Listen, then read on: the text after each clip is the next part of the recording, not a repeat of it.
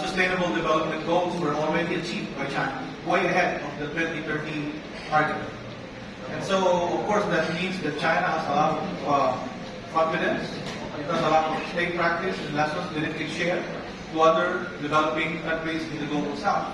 Hence, we see, of course, China coming up with initiatives from Belt and Road to Global Development Initiative, to even on the security realm, the Global Security Initiative, and even the Global Civilization Initiative.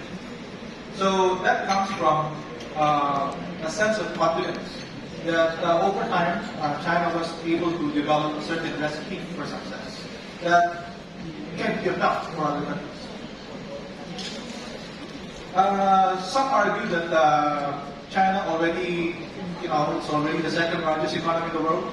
It has achieved a certain level of development that makes it already a graduate from the developing countries rank. And so, also, some global south countries are moving into OECD. Chile in South America, for instance, is already a member of OECD. Several accession candidates include Brazil, Argentina, Indonesia, and Thailand. And India, already overtook France, UK, and I think last year it overtook Japan to become the world's fourth largest economy, very close to Germany already. And so we see this tidal shift, in terms of the importance of the global south, not only in the realm of development, but also very much in geopolitics. They say with more capacity comes, the desire to bear more responsibility. So I go to my second section. The values and the features of the global south. Diversity is one of them. Of course, this is very much a motto of Indonesia. Unity in diversity. But if I may, I would like to add beauty in diversity. So, there should be no factory type formula for development. So, blindly, simply following foreign beauties, ideologies, models, and concepts, without any attempts to indigenize them, it's not going to work. Of course, there have been external attempts at nation building. It was tried in Iraq, it was tried in Afghanistan. It didn't work, and it will never work. And so, I think diversity is very important, and it's something that we should celebrate. And so, these kinds of forums where we can exchange views, some best practices, compare notes, I think it's very important. In order for us to have a sense of where we are and how our other neighbors, fellow developing emerging economies are doing, what lessons can we distill from their own experience that can be of value to our own, struggle for development. So I said, there's no holy grail for economic development. Each will have to make its own path. Second is the rising confidence and willingness to contribute to global public goods. I mentioned earlier, for instance, China's initiative for Belt and Road to provide infrastructure goods to countries, especially in the global south. Rising confidence means also there's growing expectations, especially from young people in the global south. With mediums like social media. So, there are now platforms by which young people can demand, can ask their government to be better, in terms of how they run things. It's no longer business as usual. So the expectations are more. And that means that the leadership has to step up. And so there's also a realization that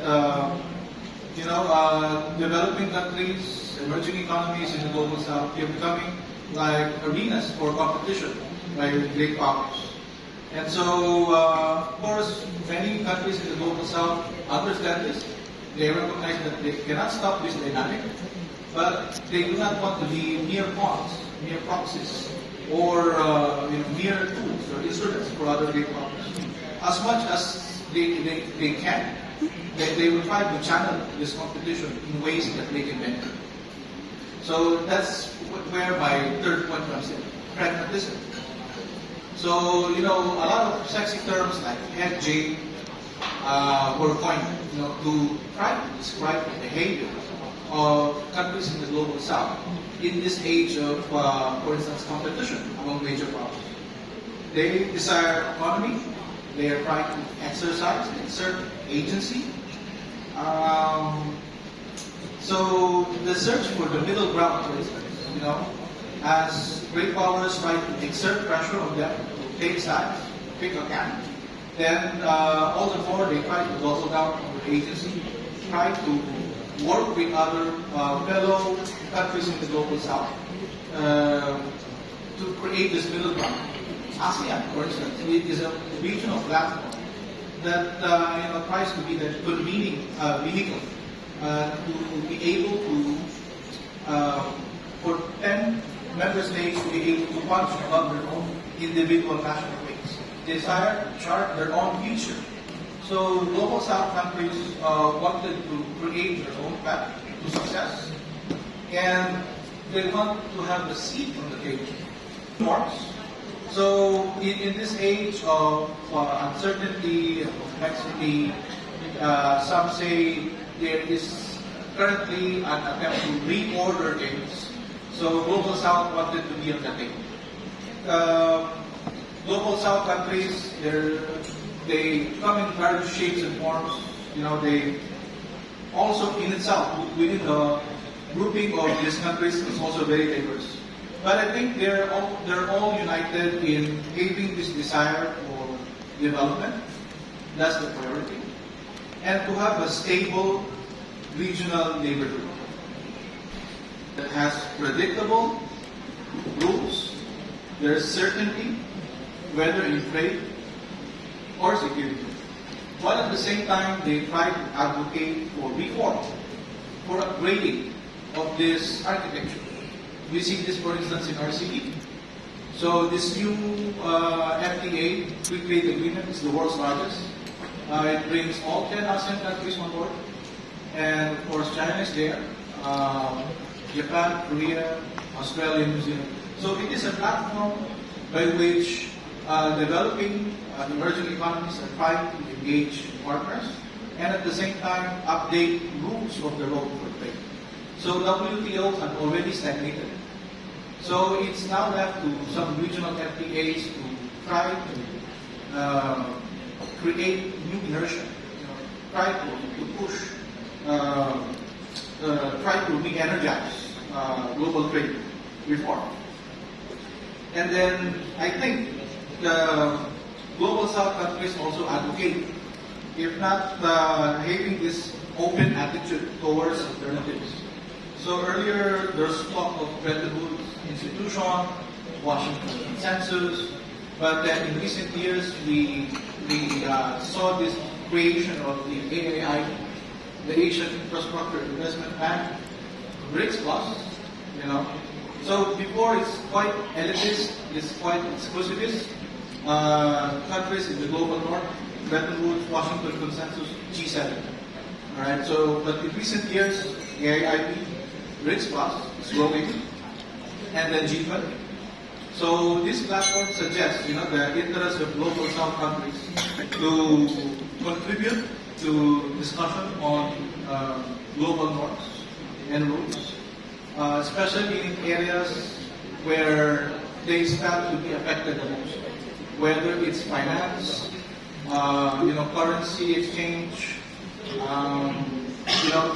We had several crises before, from the '98 financial crisis, which affected Asia, up to the 2008 crisis that emanated from the US. So I think that countries in the global south wanted to have a seat on the table, because whether they like it or not, they stand to be affected by these headwinds. And then maybe lastly, in terms of, it's not abstract, it's very real.